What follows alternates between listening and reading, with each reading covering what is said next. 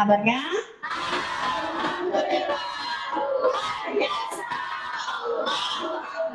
Oke, baik. Sebelum mulai pelajaran, ada baiknya kita baca doa terlebih dahulu. Hari ini siapa yang mau memimpin doa? Ya, silakan Amanda, pimpin doa dulu. Sebelum kita mulai pelajaran kita berdoa. Berdoa mulai.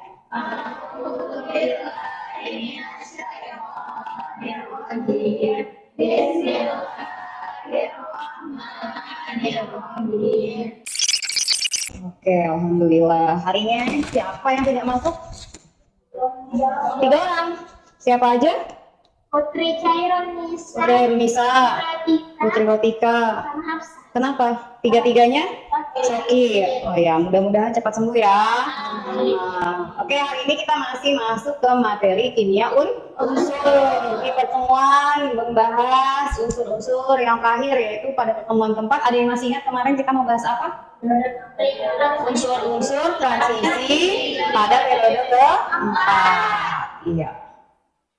Nah, sebelum kita masuk ke pembelajaran, apa yang kalian gunakan untuk menghalangi sinar UV dari matahari? Tahu ya, kalian sudah ada di sini. Sunscreen. Apa sih itu sunscreen? Zahat. Kira-kira apa ya hubungannya sunscreen dengan unsur transisi periode keempat? Dia mengandung apa?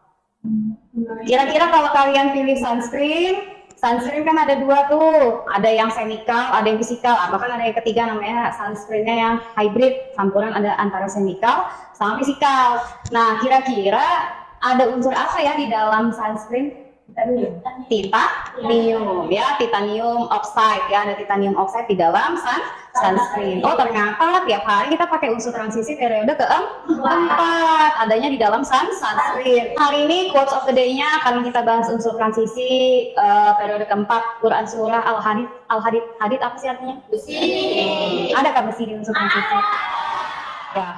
Jadi sungguh kami telah mengutus rasul-rasul kami dengan bukti-bukti yang nyata, dan kami turunkan bersama mereka kitab dan neraca keadilan agar manusia dapat berlaku adil. Dan kami menciptakan besi yang mempunyai kekuatan hebat dan banyak manfaat bagi manusia, dan agar Allah mengetahui siapa yang menolong agamanya dan rasul-rasulnya walaupun Allah tidak dilihatnya. Sesungguhnya Allah maha kuat lagi maha perkasa. Ternyata besi ini adalah salah satu unsur yang disebutkan dalam Al-Quran. Bahkan dia punya surah sendiri, namanya Quran surah Al-Hadid. Jangan taunya cuma Bella Hadid atau Gigi Hadid. Tahu nggak itu siapa? Oh, nggak tahu, bagus. Ya, Quran surah Al-Hadid ini, Al-Hadid itu artinya adalah besi. Jadi Allah itu menciptakan besi sebagai salah satu benda yang memiliki kekuatan ya untuk nanti digunakan dan banyak manfaatnya dalam kehidupan manusia. Baik, tujuan pembelajaran hari ini hanya ada 6, yaitu kurang lebih sama seperti kemarin, yaitu menjelaskan kelimpahan unsur-unsur transisi periode keempat. Oke, langkah pembelajarannya masih sama, menggunakan problem based learning. Nanti ada orientasi masalah, mengorganisasi bagi tugas di kelompok, kemudian penyelidikan, nanti kalian akan melakukan atau mencari informasi, dan kemudian menyajikan hasil, dan yang terakhir adalah mengevaluasi atau juga menarik kesimpulan ya.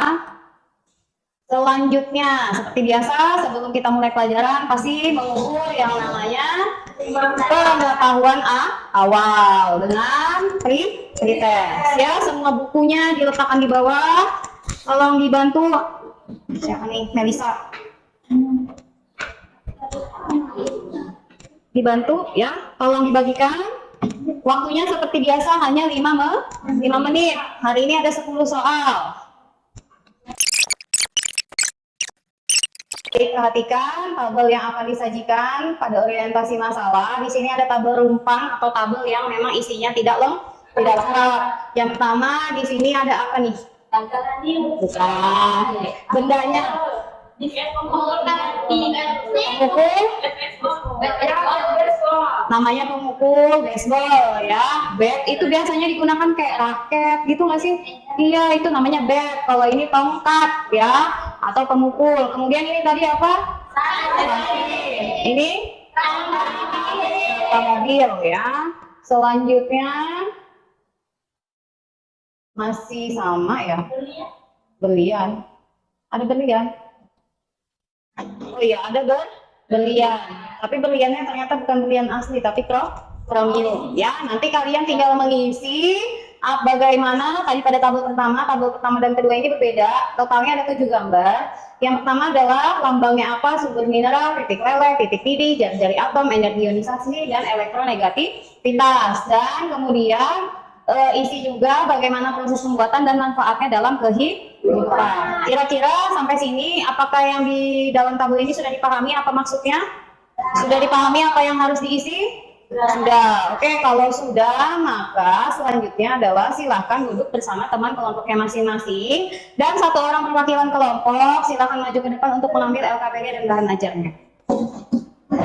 Hikmah pindah ke kelompok 2 ya, karena kelompok 2 sisa bertiga.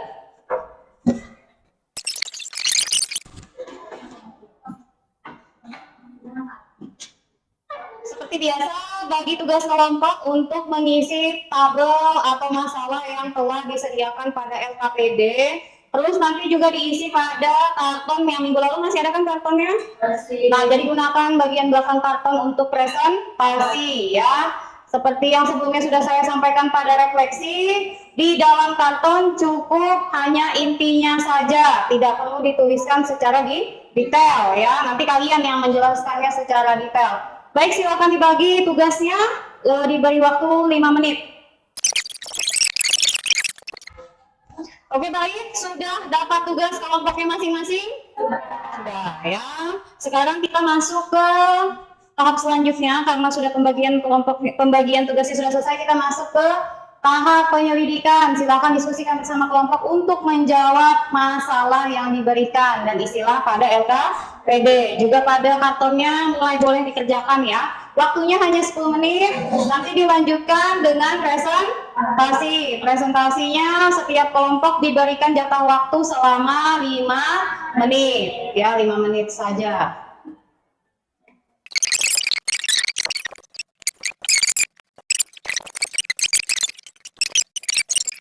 Silakan kelompok 1 di tempatnya aja, ya, di tempatnya aja berdiri. Nah, geser mejanya, kamu hadap ke sini semuanya. Ya, iya.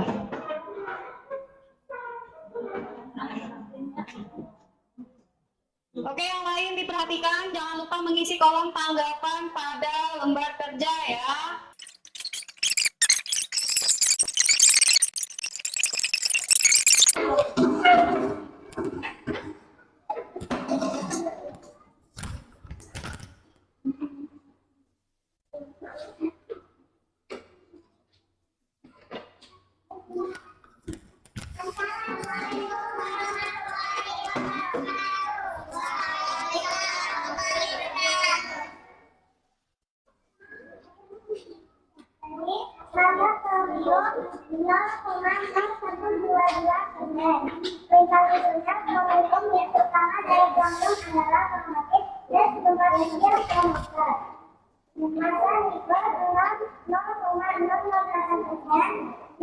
Ditemukan dalam beberapa senyawa.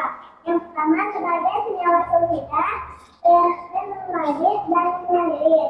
Yang kedua sebagai senyawa arsen, magnet. Dan yang ketiga sebagai senyawa silikat dan nitrit. Selanjutnya proses pembuatan.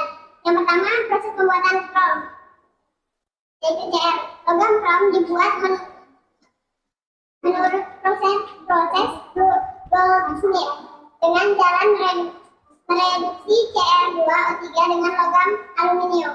Yang kedua, nikel. Proses pembuatan nikel melalui proses yang pertama pengeringan di tanur, yang kedua kalsinasi dan reduksi di tanur, yang ketiga peleburan di tanur listrik, yang keempat pengkayaan di tanur pemurni, yang terakhir granulasi dan pengemasan. Kemudian manfaat dari kromium yaitu digunakan untuk mengelaskan baja, pembuatan baja tahan karat dan membentuk banyak alloy. Kalau manfaat nikel dia digunakan sebagai komponen pemanas listrik atau mikron. Kalau peluru nikelnya digunakan untuk pembuatan pemodal. Sifat kimia dan fisika. Sifat kimia reaktifan. Unsur-unsur kimia dari tempat memiliki hanya potensial elektroda negatif kecuali Cu. Jadi logam tersebut dapat larut dalam asam kecuali tembaga. Semua unsur transisi pada membentuk ion kompleks, yaitu suatu struktur di mana kation logam dikelilingi oleh dua atau lebih anion atau molekul netral yang disebut ligan. Untuk sifat sifat kimianya, bersifat logam kecuali seng, logam transisi memiliki elektron yang berpasangan, bersifat keras, kerapatan tinggi, daya hantar listrik yang lebih baik dibanding logam golongan utama. Titik lala dan titik didih yang tinggi karena ikatan antar logam pada unsur transisi lebih kuat. Memiliki sifat magnetik. Sifat magnetik ada tiga, ada paramagnetik, diamagnetik, dan ferromagnetik. Sudah? Oke, ada yang mau ditanyakan kelompok lain? Silakan, Ais. Benda atau barang apa saja yang terbuat dari unsur nikel yang dapat ditemukan dalam kehidupan sehari-hari. Berikan contohnya. Contohnya baja peralatan dapur, misalnya sendok dan pisau. Terus peralatan elektronik, misalnya ornamen sama teralis. Terus ya juga bahan untuk membuat pakaian. Sudah cukup? Kelompok lain? Tidak ada? Oke, silakan berikan tepuk tangan buat kelompok 5. Silakan. Waalaikumsalam warahmatullahi wabarakatuh. Selanjutnya?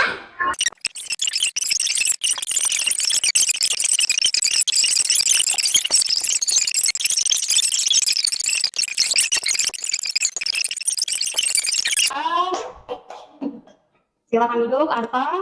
Tepuk tangan buat kita semua. Oke, sudah bagus semua ya. Ada sedikit saja yang perlu saya komentari, yaitu dia. Siapa itu dia?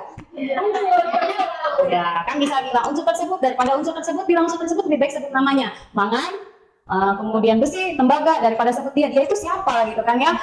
Penggunaan bahasanya nanti diperbaiki. Langsung ke langkah terakhir, ada yang masih ingat langkah terakhir seperti minggu lalu? Membuat kesimpulan. Ya, coba kelompok 1 kesimpulannya apa?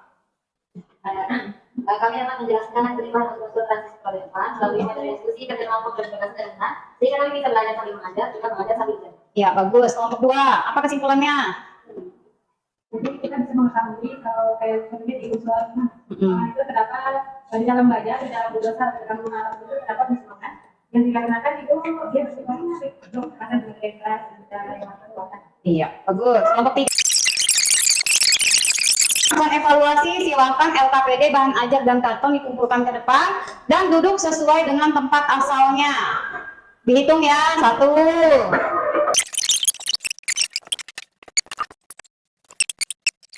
Refleksi, hal apa yang disukai dari pelajaran hari ini? Masih sama seperti minggu lalu tentunya modelnya. Silakan Nabila. Kita bisa menuangkan Di karton bisa menuangkan kreativitas kita, khususnya yang suka menggambar. Iya, bagus ya. Kemudian siapa lagi? Kelsha? Untuk materi selanjutnya kita akan belajar tentang air sada. Apa itu air sada ya? Mungkin ada di sekitar kita. Air sada ini biasanya ada di dalam air ledeng ya. Air sada itu apa sih? Nanti kalian silakan. Air ledeng maksudnya air yang di pipa, air tanah, itu ada yang namanya air sada. Kita akhiri dengan membaca doa. Siapa yang baca doa? Oke, Lia. Sebelum mengakhiri pertemuan hari ini, mari kita mengucapkan alhamdulillah. Alhamdulillah. Subhanallahumma wa bihamdika asyhadu an la ilaha illa anta astaghfiruka wa atubu ilaik. Ayo tepuk tangan buat kita semua. Tetap semangat ya, sebentar lagi sudah habis materinya dan akan menghadapi ujian semester. Saya akhiri, assalamualaikum warahmatullahi wabarakatuh.